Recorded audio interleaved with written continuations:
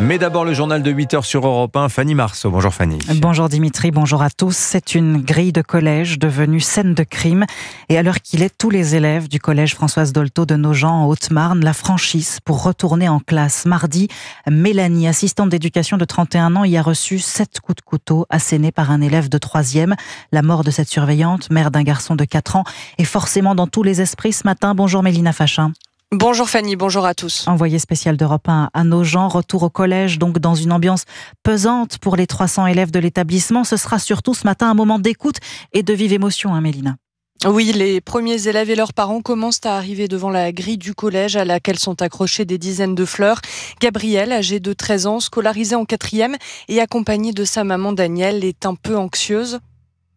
Même si j'ai pas été témoin de la scène, je vais peut-être me remémorer ce qui s'est passé et ça va me faire bizarre. Elle était vraiment joyeuse, Mélanie, c'était une surveillante vraiment adorable. Je vais juste dire bonjour aux autres surveillantes, mais pas à elle, c'est un grand changement. Pour tout le personnel du collège, certains élèves, il y aura ce drame encore en tête et ça va être difficile pour tout le monde.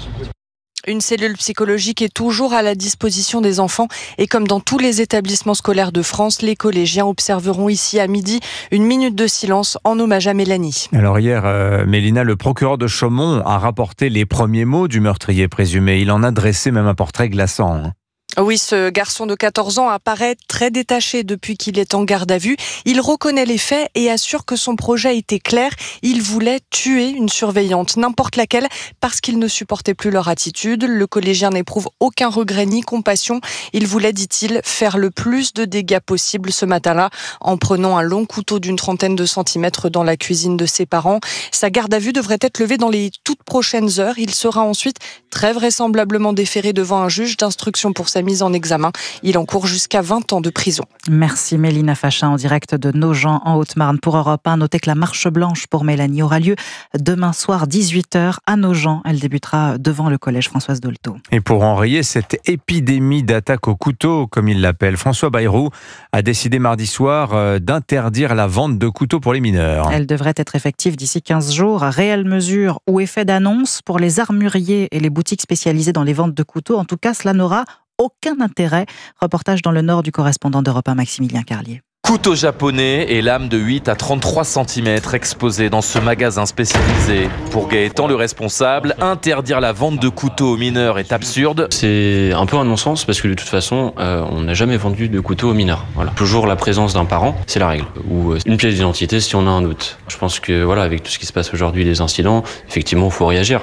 Est-ce que c'est la bonne manière de le faire ? Une mesure sans aucune incidence sur notre chiffre d'affaires, insiste ce patron, et cela ne va pas endiguer le port des couteaux. Si on a des mauvaises intentions ou voilà, on peut trouver n'importe quoi, n'importe quel objet, contendant, tranchant, sur internet, dans le tiroir de la cuisine, dans un magasin de bricolage, c'est facile de se procurer quelque chose pour faire des dégâts. Le problème, ce n'est pas le couteau, conclut-il, mais la personne qui s'en sert. Dans une autre armurerie, un patron se demande ironiquement quelles seront les autres interdictions à venir, cutter, marteau ou bien batte de baseball. À Lille, Maximilien Carlier, Europe 1. Alors le Premier ministre a fait d'autres propositions pour lutter contre la violence ambiante. Le chef de l'État également. Oui, au sein de l'exécutif, chacun y va de son idée. Mais en vérité, l'État semble pour l'heure bien impuissant. Et même au sein du fameux socle commun, Jacques Serret, personne ne parvient à tomber d'accord sur la bonne solution. Comme si le meurtre de Mélanie avait provoqué un vent de panique au sein de la Macronie, chacun donne son avis sans aucune cohésion ni concertation. Ainsi, quand François Bayrou prend la parole à l'Assemblée pour livrer ses réponses. On doit travailler sur les portiques à l'entrée des établissements. Nous ne pouvons pas rester simplement dans l'observation des accidents qui se multiplient. Sa propre ministre de l'Éducation, Elisabeth Borne, ne cache pas ses réticences. Chacun sait que les portiques, c'est pas la réponse absolue parce que on a aussi des couteaux en céramique qui ne seront pas détectés par les portiques. La présidente de l'Assemblée, Yaël Braun-Pivet, marcheuse de la première heure, va même jusqu'à refuser de prendre à son compte les mots du chef du gouvernement lorsqu'il parle de décomposition de la société. Il y a une gradation dans les faits et il faut qu'il y ait une gradation dans les mots que nous utilisons. Ça n'est pas en traitant nos enfants d'ensauvagiers ou de barbares que nous résoudrons la question. Difficile en effet de travailler de concert faire lorsque l'on ne partage pas le même diagnostic. Jacques Serret du service politique d'Europe 1. Vous écoutez Europe 1 matin, il est 8h06. Rima Hassan va être expulsée d'Israël vers la France dans les heures qui viennent. Oui, arrivée prévue ce soir à Roissy. L'eurodéputé interpellé lundi sur le navire Madeleine qui tentait de briser le blocus maritime autour de Gaza avait refusé de monter dans un avion pour Paris. Elle avait alors été placée en détention à Tel Aviv. Une affaire qui a tendu les échanges hier à l'Assemblée nationale. Le Premier ministre accusant notamment LFI d'instrumentaliser la situation dans l'enclave palestinienne. Et puis 5 syndicats appellent à la mobilisation samedi pour réclamer un cessez-le-feu immédiat à Gaza, la libération des otages israéliens et la reconnaissance de l'État de Palestine. Une reconnaissance qu'Emmanuel Macron envisage pour le 18 juin prochain lors d'une conférence prévue au siège des Nations Unies à New York. Date symbolique pour la France. Le 18 juin 40, le général de Gaulle sur la radio de Londres. Calendrier inapproprié pour une décision prématurée selon le sénateur LR Roger Carucci. Il y a 4 conditions. La libération de tous les otages, l'éviction complète du Hamas, le renouvellement de l'autorité palestinienne et l'accord avec les États arabes. Et ça me paraissait une position raisonnable parce que c'est une position d'équilibre.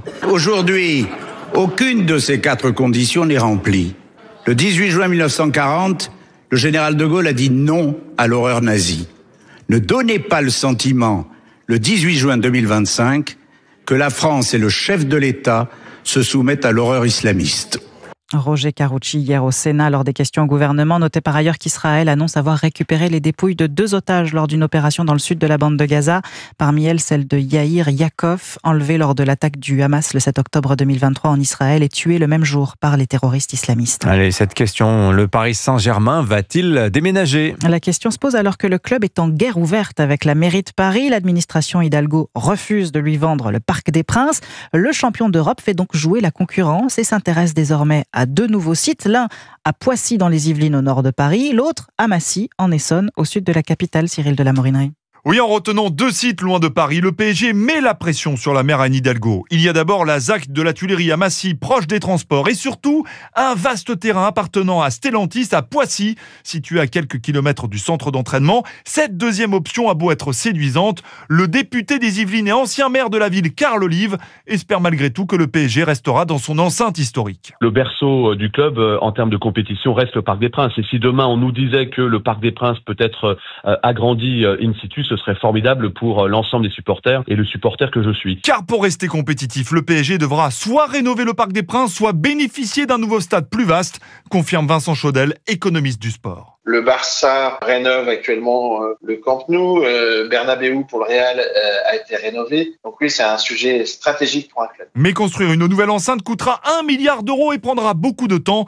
L'histoire entre le PSG et le Parc des Princes est donc loin d'être terminée, d'autant que les municipales de 2026 arrivent à grands pas. Cyril de la Morinerie, Poissy, c'est dans le nord-ouest de Paris, on le précise. Et puis une pluie d'hommage ce matin après la mort de Brian Wilson, le cofondateur des Beach Boys.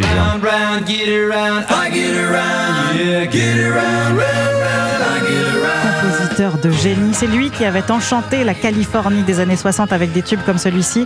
Il s'est éteint hier à 82 ans. Bob Dylan, Ringo Starr ou Ronnie Wood, membres des Rolling Stones, ont salué sa mémoire. Sa musique vivra pour toujours, a déclaré Nancy Sinatra sur Instagram. Merci Fanny Marceau, c'était votre journal sur ces quelques notes des Beach Boys. Allez, dans un instant, Catherine, votre